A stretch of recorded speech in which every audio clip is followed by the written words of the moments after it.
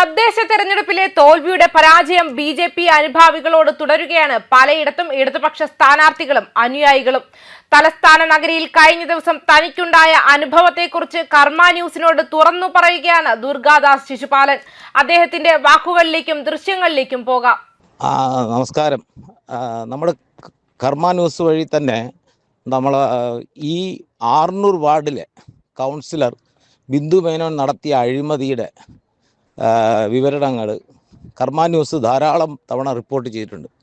അപ്പോൾ പരിസ്ഥിതി പ്രവർത്തനം എന്ന നിലയിൽ ഞാൻ അതിൽ ഇടപെടുകയും ആ കേസ് നമുക്കിപ്പോൾ ഇത് കളക്ടറിൻ്റെ മുമ്പിലും ഇത് വിജിലൻസിലും കോടതി മുമ്പാകെയും പല അഴിമതികൾ മുന്നോട്ട് പോയിട്ടുണ്ട്.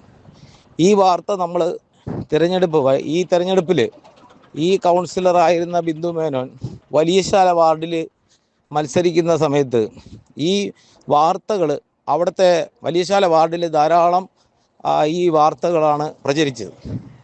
അപ്പം ഇവരുടെ അഴിമതി ഈ വളരെ വലിയശാലയുള്ള ജനങ്ങൾ മനസ്സിലാക്കുകയും അതിൻ്റെ ഭാഗമായിട്ട് ഈ തെരഞ്ഞെടുപ്പിൽ വലിയശാല വാർഡിൽ വൻ പരാജയത്തിൽ CPMൻ്റെ സ്ഥാനാർത്ഥിയായിരുന്ന ഈ അഴിമതിക്കാരിയായ ഈ ബിന്ദു മേനോനെ പരാജയപ്പെടുത്തുകയാണ് ഉണ്ടായത്.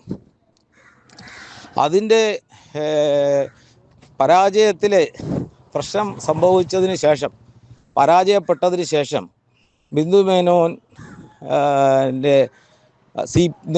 CPM ഗുണ്ടകൾ ആർന്നൂർ വാർഡിൽ പലരും നേരത്തെ പല കേസുകളിലും പ്രതിയായിട്ടുള്ളവരും വ്യാപകമായിട്ട് നമ്മുടെ ഭാരതീയ ജനതാ പാർട്ടിയുടെ ആർന്നൂർ വാർഡിലെ പോസ്റ്ററുകൾ, നമ്മളെ പ്രചരണ ബോർഡുകൾ അടിച്ചു തകർക്കുകയും പരിസ്ഥിതി പ്രവർത്തനം നമ്മുടെ ഈ അഴിമതി കഥ പുറത്തു കൊണ്ടുവന്നതും ഈ ഭാരതീയ ജനതാ പാർട്ടിയിലെ വാർഡ് ഇൻചാർജുമായിട്ട് പ്രവർത്തിക്കുന്ന എൻ്റെ വീടിൻ്റെ മുന്നിൽ വന്ന് ഭീകരാന്തരീക്ഷം സൃഷ്ടിച്ച് പടക്കം കത്തിക്കുകയും എൻ്റെ വീട്ടിലെ മുമ്പിലിരുന്ന നരേന്ദ്രമോദിജിയുടെയും നമ്മുടെ സംസ്ഥാന പ്രസിഡൻ്റായിരുന്ന രാജീവ് ചന്ദ്രശേഖരൻ്റെ ഒരു ഫ്ലക്സ് ബോർഡ് അത് അടിച്ച് തകർത്ത് ഭീഷണിപ്പെടുത്തുകയുണ്ടായി.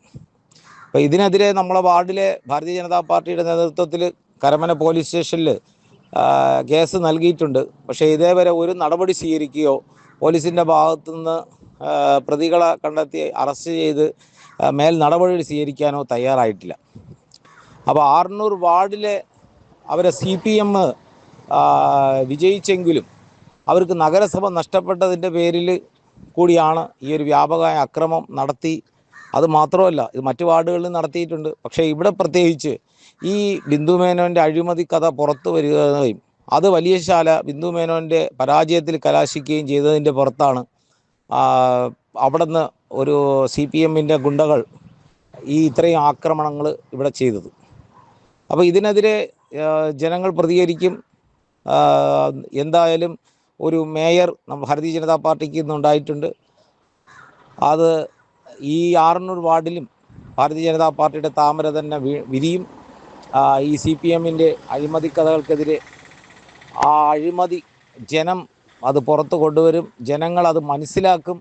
ഈ ഗുണ്ടകളെ ആക്രമണം അല്ലെങ്കിൽ അവരുടെ ഗുണ്ടകളെ വെച്ചിട്ട് ഭീഷണിപ്പെടുത്തി ഇവിടെ പാർട്ടി അങ്ങ് നശിപ്പിക്കാമെന്ന് CPM വ്യാമോഹിക്കേണ്ട എന്ന് മാത്രമാണ് എനിക്ക് പറയാനുള്ളത്.